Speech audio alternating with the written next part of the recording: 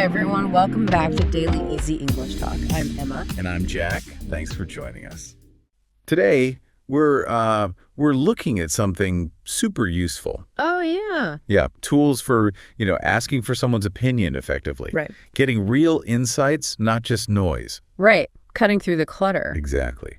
We've got some simple, friendly phrases that, honestly, I think can make a big difference. Absolutely. I mean, whether you're prepping for a meeting or just trying to get up to speed on something. Or just curious. Or just curious, yeah. Knowing how to, politely ask for someone's view, it's such a shortcut. To being properly informed, you mean? Yeah, truly well-informed. It Yeah. just opens things up, helps you grab that knowledge quickly, but, properly. Okay, let's unpack this then. First up, the classic. What do you think? So simple. It is. We hear it all the time. Seems almost basic. Well, yes, but its power is really in that simplicity. How so? It's just so versatile. It's direct, sure, but not pushy. Perfect for just getting a general feel for something. Like a starting point. Exactly. Imagine you're thinking about a big change. I'm thinking about changing my job. What do you think? Ah, okay. It just invites that first reaction. Precisely. Low pressure, easy for the other person to jump in. Right. But sometimes you need more than just a thought, don't you? You need the feeling, the human bit. That's a great point. Which leads nicely to the next one. How do you feel about that? And that feels different, asking that. It absolutely is different. This one, it taps into the emotional side of things. Not just the logic. Not just the logic. It encourages a more complete response, Understanding how someone feels often tells you more. Gives you the whole picture. Totally. We're planning to move to a new city. How do you feel about that? You'll get a much richer answer, probably. More personal. Okay, so we have general input with what do you think? And emotions with how do you feel? What if you just need to know if you're on the same page? Alignment. Yeah. That's where do you agree Mm-hmm. fits in, I guess. It does. But is it a bit, I don't know, blunt or limiting? That's a really good question. It is powerful for checking if someone shares your view on something specific. Like confirming something. Exactly. I think we should leave early to avoid traffic. Do you agree? It's super clear. You want a yes or no, or maybe a quick reason. But you're right. It can sometimes shut down other ideas if you're not careful. Because it's a closed question, really. Okay, so use it when you specifically need that kind of check. Pretty much. Got it. Now, this next one I find really interesting. It feels a bit more maybe conversational. What's your take on this? Ooh, I like that one too. It does feel more modern, doesn't it? Yeah. And there's a subtle difference, I think. What you think can be quite general. Right. But what's your take? It sort of invites a more considered viewpoint, like you're asking for their analysis, their perspective based on what they know. So it implies you value their unique angle. Exactly. It encourages them to explain their whole understanding, not just a surface thought. The new policy seems strict. What's your take on it? You're asking for more than just good or bad. You're asking for their interpretation. Yeah, their interpretation, their reasoning. It pushes for a bit more depth. That makes a lot of sense. Ah. Okay, finally, the one that feels, well, the most polite and open. Would love to hear your thoughts. Yes. This one is just wonderfully warm, isn't it? It really is. Very inviting. Totally. It creates this feeling of safety almost instantly by saying you want to hear their thoughts. It makes them feel valued. Exactly. That their input is genuinely wanted, but without any pressure, No need for a right answer. So it's good for brainstorming or tricky subjects? Perfect for that. Open-ended chats, new ideas. If you say, I'm working on a project idea, would love to hear your thoughts, it just signals pure openness. Okay, wow. So pulling this all together for everyone listening, these aren't just different ways to say the same thing, are they? Not at all. They're like different keys, unlocking different kinds of insights. It's about being more intentional with the ask. That's it, exactly. Being intentional.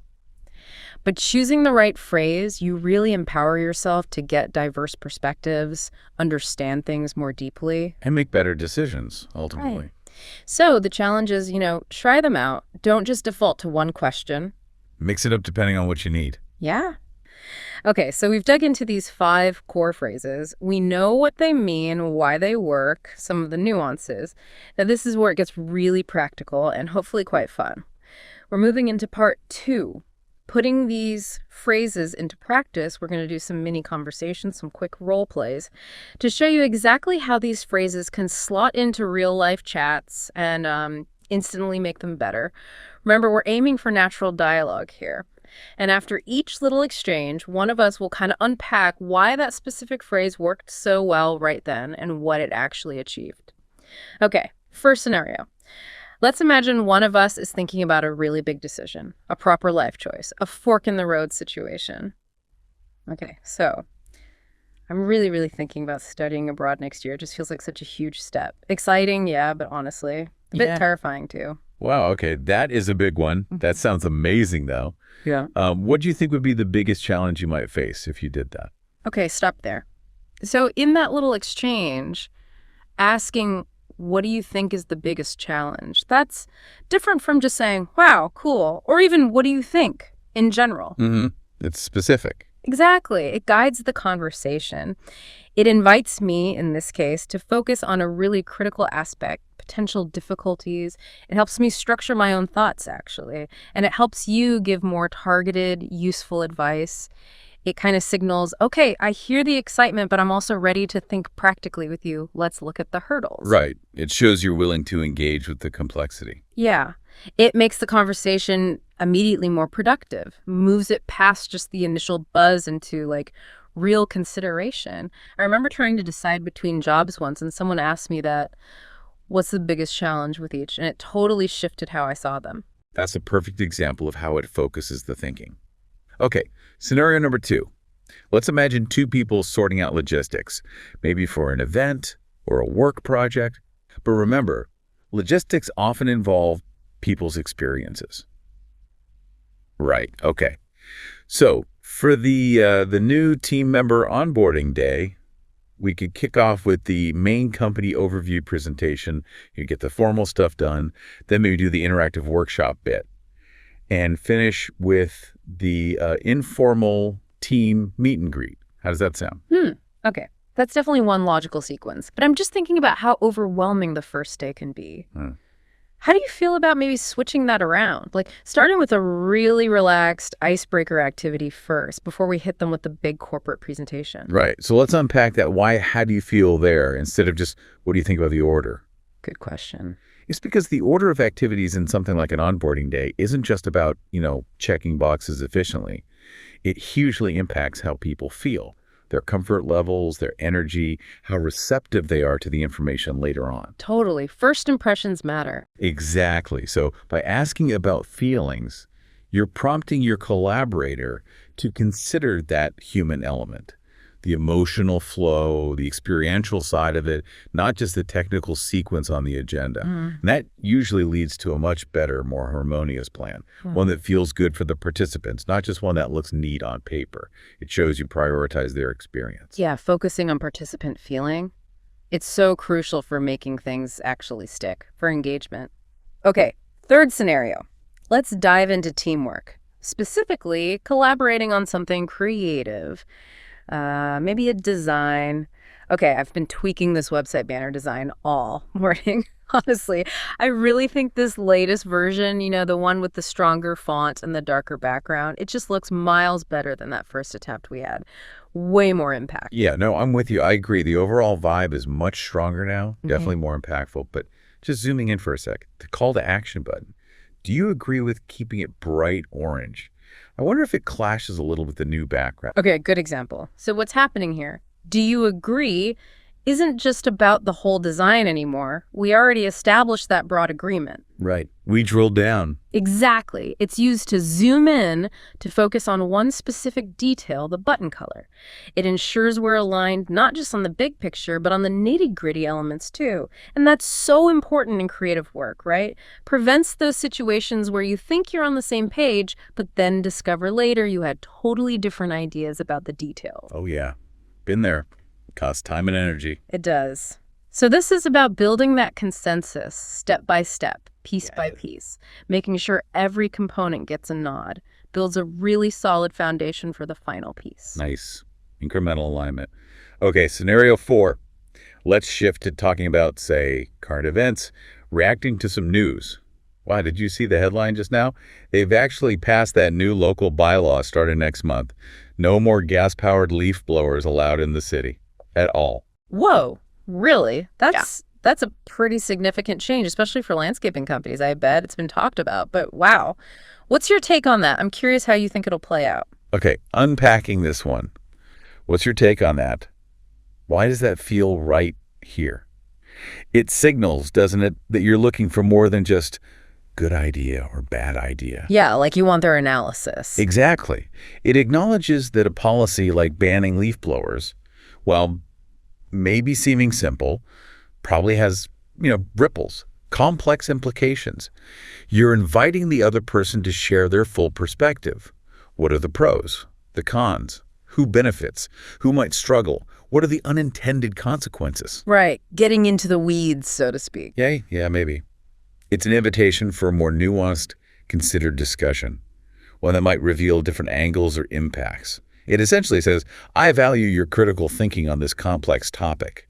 That's a great way to open up deeper discussions on those kinds of issues. Okay, fifth and final role play for this part. Let's do the feedback request scenario. Seeking constructive criticism on personal work, which can feel a bit vulnerable. Okay, deep breath. After pulling a couple of all-nighters, I finally have a first draft of my presentation for the conference. It's a draft. Definitely rough around the edges. But here it is. Feeling kind of nervous sending it over, actually. Hey, awesome. Getting that first draft down is always the hardest part, seriously. Huge congrats. Okay, just scanning it. Wow, that opening story is really compelling. Grabs you right away. The section I'm most curious about is the conclusion. Would love to hear your thoughts on how to make that final point really land with maximum impact. Okay, let's break that down. Would love to hear your thoughts. First off, it's just really polite, isn't it? Takes the pressure off immediately. Very gentle, yeah. Sets a collaborative, respectful tone. Makes the person giving feedback feel valued, not like they're being put on the spot to critique. And then, crucially, by specifically asking about the ending or the final point, it shows respect for their time and their expertise. You're not just dumping the whole thing on them saying, fix it. No, you're guiding them. Exactly. You're guiding them to where you specifically need help, where you genuinely want their focused insight. That makes it way easier for them to give useful, actionable feedback. And it also reinforces that you want constructive input, making the whole process feel safer and more productive. I learned this the hard way. Sending out vague requests gets vague feedback. Targeting the ask. Game changer. Absolutely. Precision in the request leads to precision in the feedback. So we've walked through the phrases, we've seen them in action in these little dialogues. Now it's time for part 3. Sharpening your skills. This is a practical application challenge directly for you, our listener. We're going to throw a few common scenarios at you. And we want you to pause just for a second and think. Which of our 5 phrases would probably be the most effective here and why? This is your chance to really connect the dots, link the theory to the practice. All right, listener, you ready? Situation number 1. You've got this exciting new idea buzzing around in your head. You want to start your own podcast. You're pumped. You're brainstorming topics, formats, and you really want your friends' honest, unfiltered gut reaction, their broad initial impression. Which phrase do you reach for to get that crucial first take? Okay, think about it. Big new idea. Early stages. Need a general vibe check. If we connect this to what we discussed, starting a podcast is this broad concept, right? Initially, you just need that general feedback. Does the core idea resonate? Is there excitement? So yeah, what do you think is the center ball, right? It's pretty much perfect here. Simple and effective. Totally. It's open, it's friendly, it lets your friend give their overall impression without feeling like they need to do a deep market analysis right then and there. They can talk about the concept, maybe suggest a niche, or just share their excitement for you. It's that ideal low-stakes way to kick things off. To gauge that initial interest and get the ball rolling, it signals you're open to hearing whatever comes to mind first. Makes perfect sense for testing the waters with a new venture. Okay, scenario number 2. You're in college, maybe, working on a group project, and a classmate pitches a completely new, maybe quite innovative, maybe slightly risky idea for the project's direction. It sounds interesting, potentially brilliant even, but you need to gauge their level of enthusiasm, their actual commitment. How invested are they in making this unconventional idea work? Because group projects rely on that shared drive. How do you respond to understand that crucial emotional investment? Right. So what's really at stake here? It's a group project.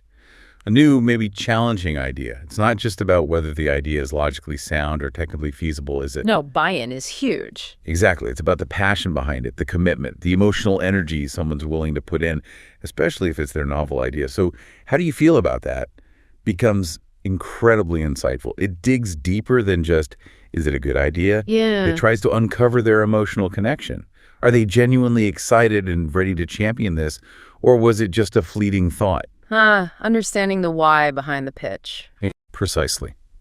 Understanding that emotional stake is absolutely vital for team morale, for getting through the tough spots, and ultimately for whether the project will actually succeed. It gets you closer to their real motivation. That's such a key distinction for collaborative work, separating the logic from the feeling, or rather, understanding both. Fantastic. Okay, final challenge scenario. Picture this. You're working closely with a coworker on a design, maybe a website layout, marketing material, something visual. You've just implemented a bunch of revisions based on feedback they gave you earlier. Now you need their specific, focused, actionable thoughts on how well you executed those changes. Did you hit the mark? What phrase do you use to invite that detailed, constructive critique on your work? Okay, the key here is specific feedback on revisions. You've done work based on their input. Now you need to know if it landed. What's fascinating is the need for potentially quite detailed, maybe even critical input on something you've created. There's vulnerability there. Yeah. So, would love to hear your thoughts. Works beautifully here. Why? Because it conveys that respect for their expertise, that genuine openness to their feedback, which, as we said, makes them feel safer giving honest input. Right, it's gentle but clear. Exactly. And using it after you've made revisions sends a clear signal. I took your previous points seriously, I've acted on them, and now I'm ready for your detailed assessment of this new version. It invites that thorough review, not just a quick glance. It encourages them to provide the detailed commentary you need to really refine the design and make sure you're both aligned. It optimizes that crucial feedback loop in a really polite, professional way. Perfect. It nails that balance of politeness and the need for specific, critical input. And there we have it. Wow, what an exploration. We've really taken a deep dive today into mastering this subtle but crucial art of asking for opinions. We've looked closely at 5 incredibly useful, natural-sounding phrases. What do you think? Hi, how do you feel about that? Ra, do you agree? What's your take on this? And would love to hear your thoughts. And hopefully it's clear now that these are way more than just polite habits. They're powerful tools, instruments really, for showing genuine respect, for building stronger, more authentic connections, and crucially, for gaining insights you simply wouldn't get otherwise. They really do turn basic interactions into chances for real understanding. Absolutely. And if you just zoom out for a second, connect this to the bigger picture. When you actively, consciously ask for opinions using phrases like these, you fundamentally transform the conversation. It stops being a potential monologue where one person dominates and becomes a true dialogue. So what does this all mean for you, our wonderful listener, as you head back out into your day, into your own conversations? Well, the next time you're chatting with someone, could be anyone, a friend, partner, colleague, even a stranger. Maybe just pause for a second. Think, is there a perspective here I haven't fully grasped? Is there an opportunity to understand this person or the situation a little more deeply? And how might using just one of these simple phrases strategically genuinely unlock a viewpoint you never even considered? Or maybe just strengthen a bond with someone you already care about? Our challenge to you is this. Go out there and start truly asking, and then truly listen, and keep learning. You might just be amazed at the depth of understanding and the richness of connection that you discover. And join us next time on Daily Easy English Talk. Make sure you subscribe to Daily Easy English Talk so you don't miss that one or any of our future tips. You'll get access to everything we've done. And as always, Thanks for listening.